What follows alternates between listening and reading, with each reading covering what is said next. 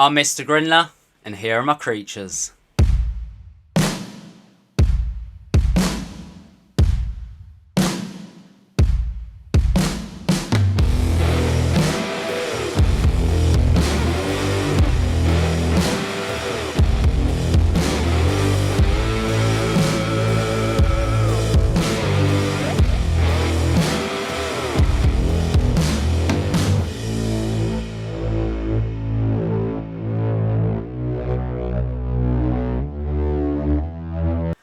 And welcome back to another episode of Mr. Grindlers Creatures. But on today's episode, it's been a bit of a bizarre week editing actually, because this started off as one video, then it was meant to be another one, and then it ended up being something completely different, and I scrapped the whole thing and sort of reused the footage to make something.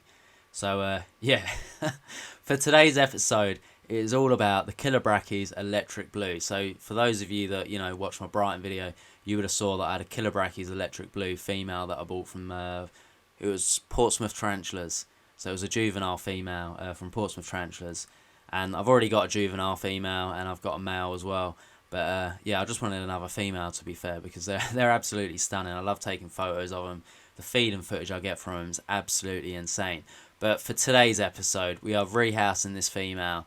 And what I've tried to do is, so I do the rehouse, and then I show like some feeds of it after. So the first ever feed, then I show the second ever feed. And then the third feed was actually meant to be for another video, like a feeding video where I sort of done like some sort of story thing. But now it's sort of like an update for the tank, and it's a bit bizarre, but yeah, hopefully you guys enjoy it. It just made sense in my head. So I'm just going to stop talking now because I'm talking absolute. So yeah, let's just watch the video and that will explain more. I hope you enjoy it all. The Chilobrachys Electric Blue, and we all know how much I love my Chilobrachys, but this one in particular has bright iridescent hues of violet and electric blue radiate from the front legs of this species, making it a Chilobrachys everyone wants to keep in their collection. I know I do. Coming straight from Thailand, this species of tarantula is an old world. Now I would class these as semi-fossorial. Owning two others, I have one that has burrowed straight down, with the other one living like it's a terrestrial. One thing I have found though is that at a young age they always seem to burrow. Then as they get older, the chances of becoming semi-fossorial increases. The way I have tried to set this tank up is also semi-fossorial, making the back deeper with substrate allowing her to burrow, while also having webbing points located above ground in case she wants to act like a terrestrial. Maybe she will use the cork bark tube I have placed for her as a burrow entrance. The possibilities are endless.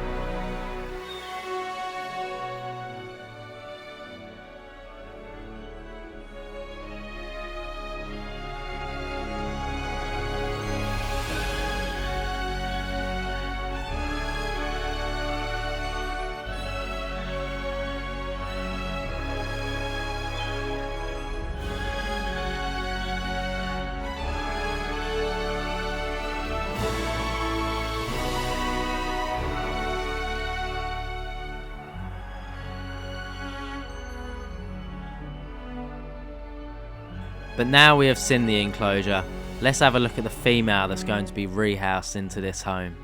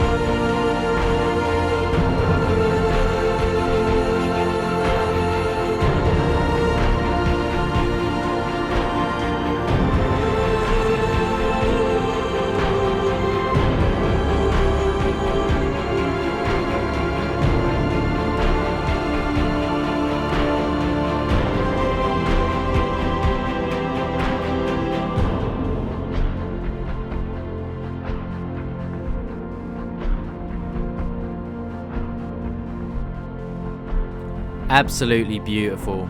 But now that this girl is near enough rehoused, I thought I would show you the first feed about a week after, along with a second feed in a while after, which then brings us up to an update 2 months later from the original rehouse, with a few updates on the tank, herself, and obviously some more feeding clips.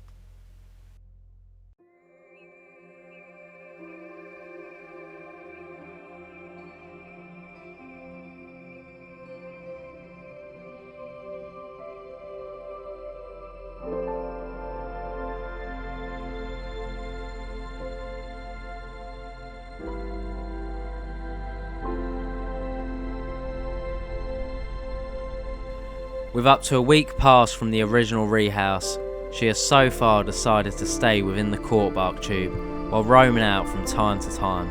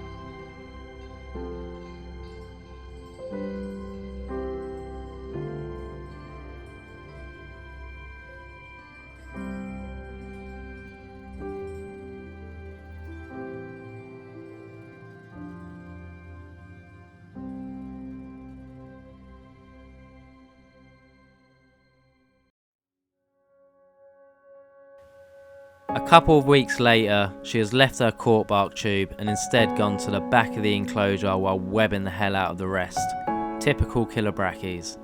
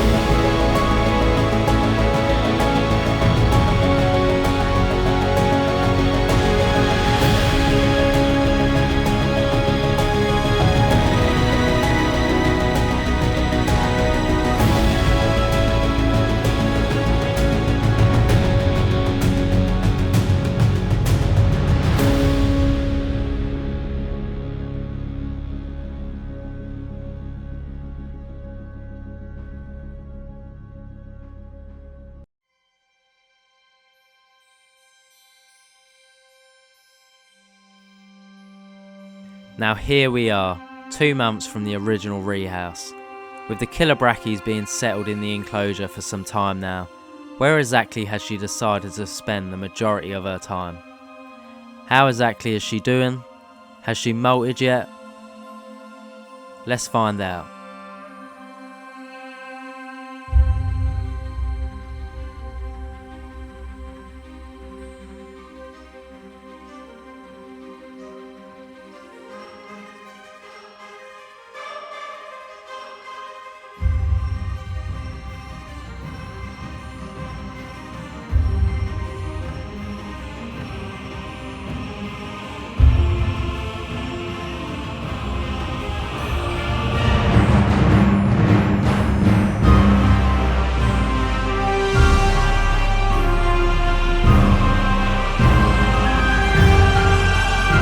Right, let's slow down a minute as I'm not finished yet.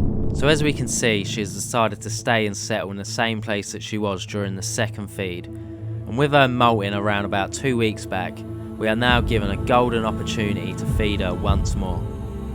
But this enclosure looks absolutely insane now, and the way I can see her perfectly is amazing.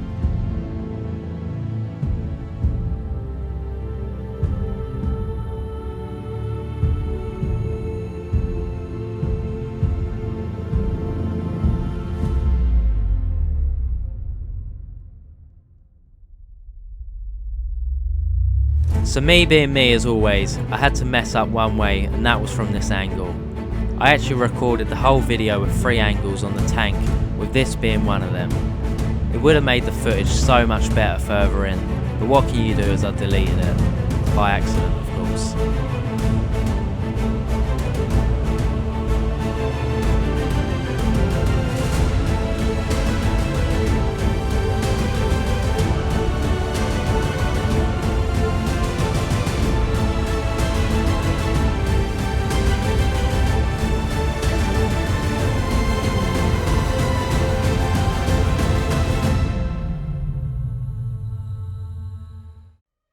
Using just the light from above, it really makes this web visible for you all to see. For most people this is a nightmare, but I know for most of us it's a pleasure to witness. Even her temporary home for a while when she first arrived is coated in mass amounts of web now. So far though, no signs of burrowing from her. But if you look closely enough at the back, you can see her main entrance leading to her web fortress. And if you look even more closely, you can see her molt.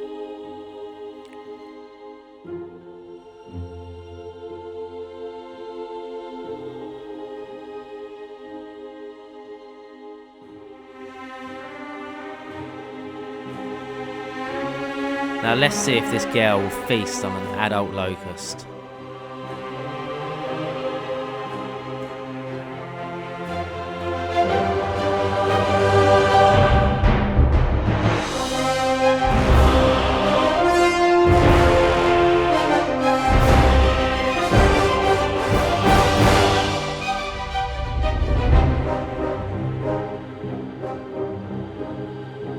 All we are waiting for now is this locust to move around so that she can sense the vibrations in her webbing triggered by the locust so she can head in for her kill.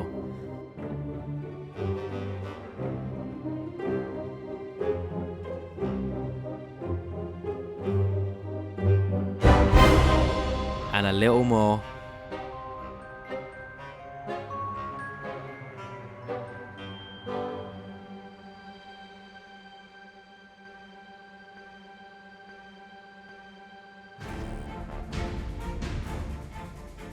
At this point the locust wasn't moving, so I decided to go in for some encouragement.